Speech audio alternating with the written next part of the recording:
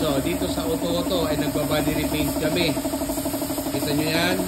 Nakikita nyo sa mga unang video kung gaano kapangit ng kulay, pero ngayon, kita mo naman.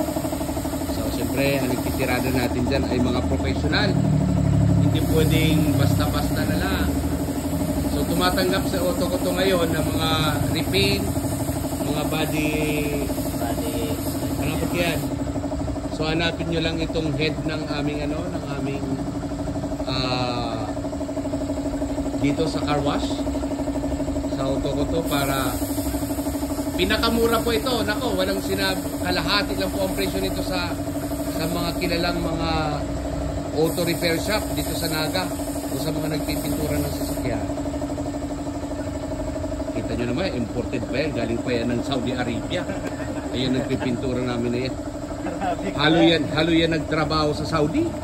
Magparapintura lang ng mga sasakyan. Yan. Makikita nyo ito ang pagka-luma niya. Kita nyo naman sa gulong ng sasakyan. Pero ngayon, ang body niya, aayusin pa ang gulong na yan. I-detail pa ang look niya. Ako, kung ito pwedeng mabili ng 100,000 noong o kaya baka magtawan pa sa 100,000, pero ngunyan na-repaint na, pag-maayos na, lahat-lahat, nakikita nyo yan. Kahit siguro brand new ang presyo, 1.5 million, baka kayang abutin pa. Isusukros yun to, di ba? Matipid ko sa gas. So yun, sa mga nagbabalak dyan, magpa-repaint, para maging bago ang sasakyan ninyo, punta na lang sa auto hanapin nyo po ang mga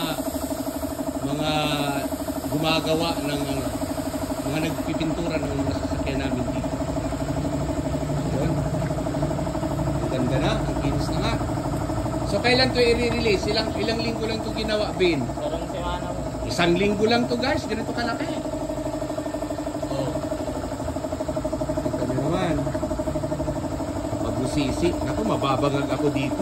Ibang klase pala ang amoy ng pintura. So dito lamang yan sa Auto Spa sa San Felipe. Ayusin nyo po yung mga gulong yan. Ipapakita namin sa inyo ang pinaka-detalye nito. Okay, abangan. Ang ganda ng kulay. Ano ang tawag sa kulay na to? Emerald green? Metallic green. Pero yung dating kulay niya, ganito rin talaga. Kasi sa LTO, hindi pwedeng baguhin ang kulay, di ba? Basta green. Okay, so yun. Ayos. O anong oras na pati? Alas 12 na ng gabi. Overtime. Ganyan talaga. Only at Auto.